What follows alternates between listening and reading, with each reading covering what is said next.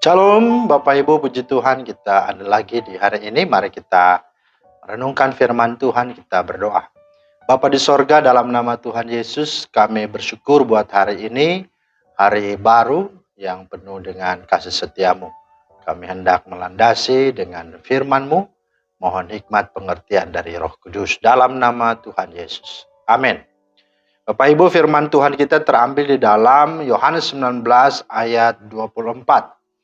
Karena itu mereka berkata seorang kepada yang lain, janganlah kita membaginya menjadi beberapa potong, tetapi baiklah kita membuang undi untuk menentukan siapa yang mendapatnya.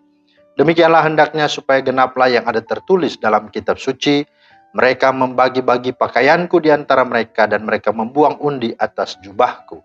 Hal itu dilakukan prajurit-prajurit itu. Bapak Ibu, itulah firman Tuhan yang menjadi dasar renungan kita pada hari ini. Tema kita adalah Yesus ditelanjangi. Bapak Ibu Saudara, bagaimana perasaan dan reaksimu ketika seseorang melucuti atau membuka pakaianmu di depan orang banyak dan hanya tersisa pakaian dalam saja? Pastilah reaksi dan sikapmu akan sangat malu sekali. Engkau akan berlari dan bersembunyi dan pasti akan sangat marah. Bisa juga menangis, sakit hati, dan pasti kalau ketemu orang tersebut engkau akan berbalik memukul dan menghajar orang itu. Nah, mengapa Bapak Ibu? Karena itu adalah perbuatan yang sangat jahat, tidak senonoh, dan sangat tidak beradat dan tidak beradab. Inilah yang dialami Yesus Tuhan kita di Golgota. Alkitab berkata sesudah prajurit-prajurit itu menyelibkan Yesus, mereka mengambil pakaiannya lalu membaginya menjadi 4 bagian untuk tiap-tiap prajurit 1 bagian. Dan jubahnya juga mereka ambil. Jubah itu tidak berjahit dari atas ke bawah, hanya 1 tenunan saja. Yohanes 19 ayat 23. Perhatikan, jubah itu tidak berjahit dari atas ke bawah. Hanya 1 tenunan saja. Berarti jubah ini seperti daster. Maka ketika dibuka dan diambil, maka tidak ada lagi yang tersisa dari tubuh Yesus kecuali pakaian dalamnya. Nah saudara, pernahkah kita merenungkan bagian ini? Pernahkah kita menghayati dan merenungkan bahwa betapa dipermalukan dan sangat terhinanya Yesus? Arti mereka membuang undi untuk memperebutkan pakaian jubahnya hendak menerangkan bahwa Yesus tidak ada lagi harga dirinya. Mereka mau mencari dan mengambil untung dari penderitaannya. Ibarat mereka bersuka cita di atas penderitaan Yesus. Tetapi pertanyaannya, mengapa dia, yaitu Yesus, membiarkan dirinya diperlakukan demikian tanpa membalasnya? Jawabannya ada beberapa. Yang pertama, karena memang Yesus hendak menggenapi apa yang dia sudah firmankan atau nubuatkan. Dalam ayat 24 berkata, karena itu mereka berkata seorang kepada yang lain, janganlah kita membaginya menjadi beberapa potong, tetapi baiklah kita membuang undi untuk menentukan siapa yang mendapatnya. Demikianlah hendaknya supaya genaplah yang ada tertulis dalam kitab suci. Di dalam kitab suci apa? Di dalam Mazmur 22 ayat 19. Apa itu? Mereka membagi-bagi pakaianku di antara mereka dan mereka membuang undi atas jubahku. Dengan kata lain, dia adalah Allah yang setia, yang konsisten, berintegritas, tidak ingkar janji. Meski kenyataannya dia harus telanjang, menanggung malu, tergantung di salib. Yang kedua, Yesus Kristus rela ditelanjangi demi saudara dan saya, dan kita semua. Nah pertanyaannya bagi kita adalah, apakah kita juga rela? Ya, apakah juga saudara rela ditelanjangi demi Yesus Kristus?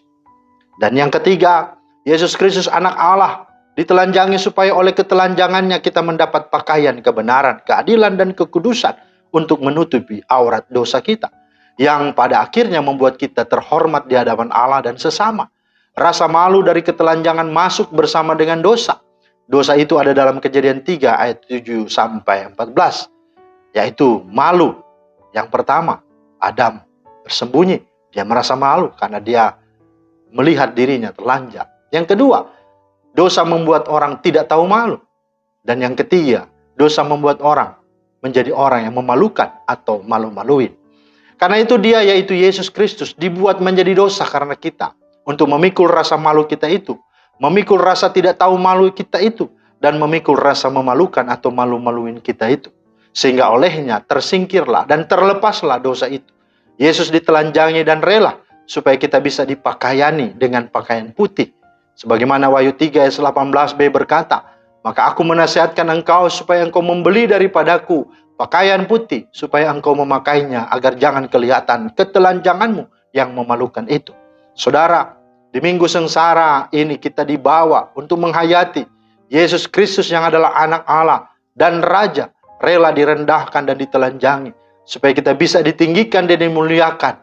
Namun perhatikan dan catat dengan baik bahwa semua keistimewaan itu hanya bisa terjadi dan bisa saudara alami apabila saudara mau datang kepadanya, bertobat dan percaya serta menerima Dia sebagai Tuhan dan Juru Selamat saudara.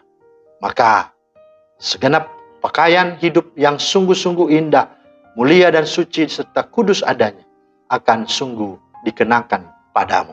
Mari jangan lewatkan kesempatan berharga dan kekal ini. Kiranya Tuhan memberkati. Amin.